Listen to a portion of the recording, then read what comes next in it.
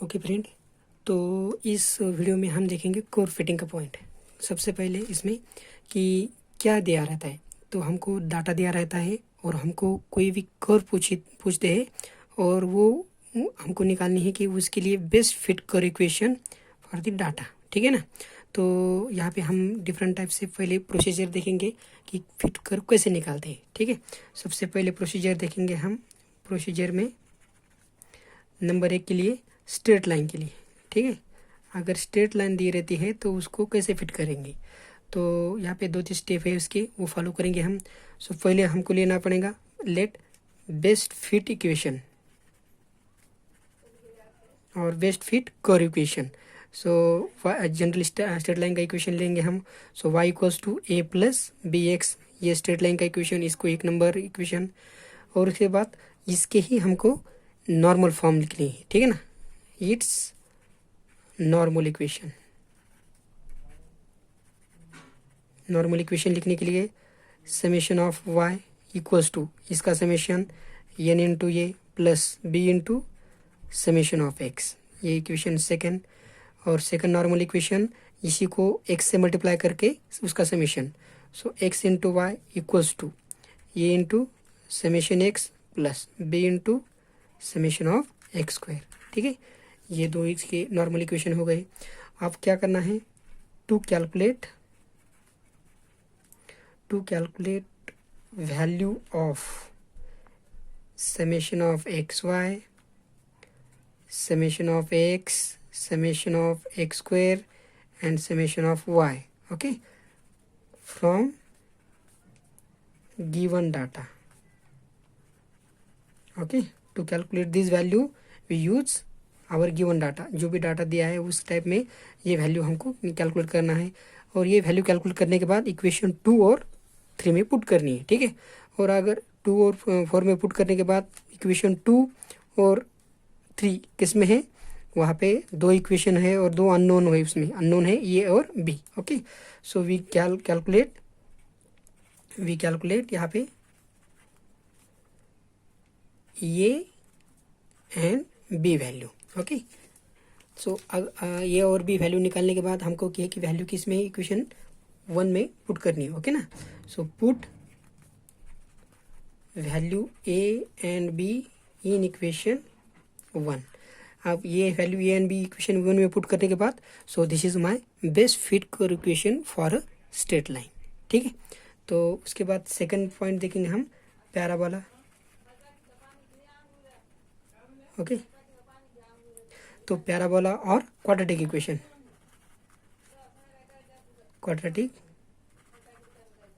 ठीक है। तो पैराबोला उसको फिट करने के लिए क्या प्रोसीजर है, सिंपल। पहले हमको लेना है लेट बेस्ट फिट इक्वेशन। अब पैराबोला का इक्वेशन जनरली कैसे लिखेंगे हम, so a plus b x plus c x square, ये पैराबोला का इक्वेशन नंबर 1। सेकंड स्टेप में इट्स नॉर्मल इक्वेशन, इसके नॉर्मल इक्वेशन कौन से रहेंगे, so summation, first of all take the summation of original equation. So summation of y equals to n into A plus B into summation of x plus C into summation of x square, ये equation number 2 हो गया है। इसको x से multiply, heist है यहाँ पे, x का पावर कितना है, 2 है। ठीक है ना, तो मुझे 2 बार ये यहाँ पे x से इस इक्वेशन को मल्टीप्लाई करके उसका समेशन लेना पड़ेगा। तो पहला बार x से मल्टीप्लाई करने के बाद x into y, so a into summation x plus B into summation of x square plus C into summation of x cube, यहाँ पे x से मल्टीप्लाई करने के बाद इक्वेशन को। सो इक्वेशन नंबर 3 और एक बार मल्टीप्लाई करने के बाद so X square into Y, A into summation of x square plus B into summation of x cube plus C into summation of X raise to 4। तो ये 3 मेरे normal equation आ गई। ठीक है, अब ये 3 नॉर्मल इक्वेशन में ये बी और सी ये क्या है, अननोन है। So 3 equation in 3 unknown and we solve it. ये सॉल्व करने के लिए आप कैलसी भी यूज़ कर सकते हैं।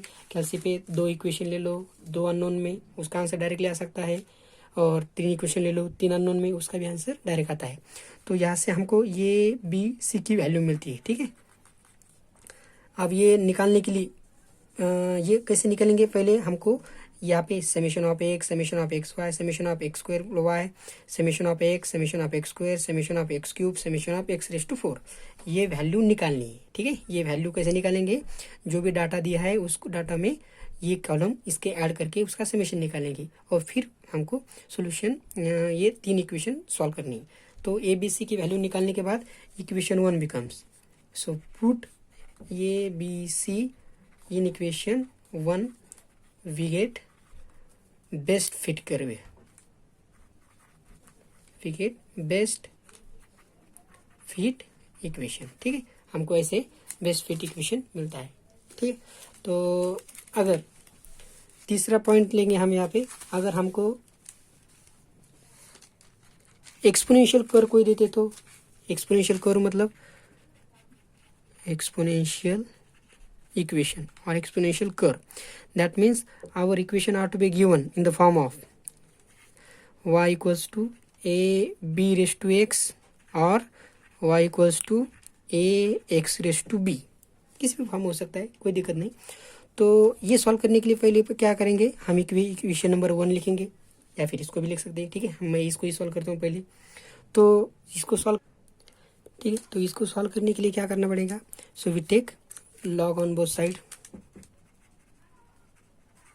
taking logarithm, so left hand side का log क्या आएगा, log of y equals to log of a b raise to x।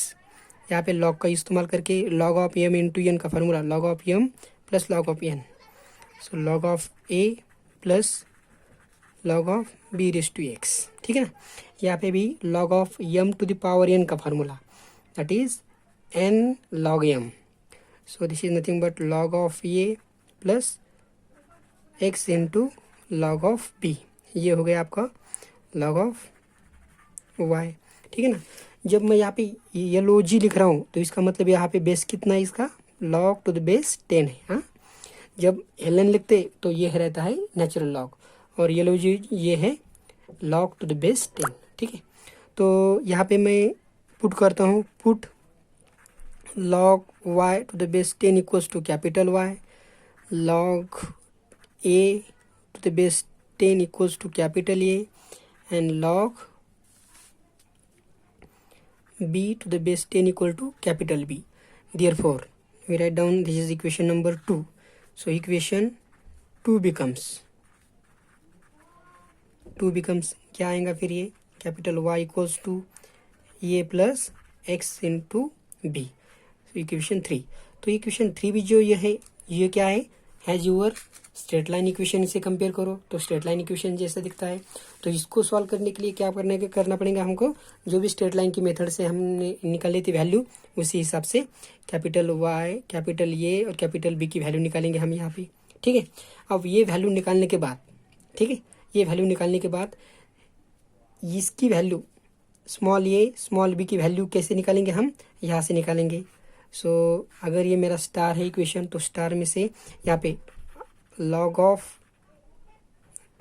a to the base 10 equals to capital A, so this is nothing but a equals to 10 to the power a, right, by use of log into exponential, और यहाँ पे log to the base 10 of b equals to capital B, इसका इस्तेमाल करके, so this is nothing but small b equals to 10 to the power capital B, ये value आती है।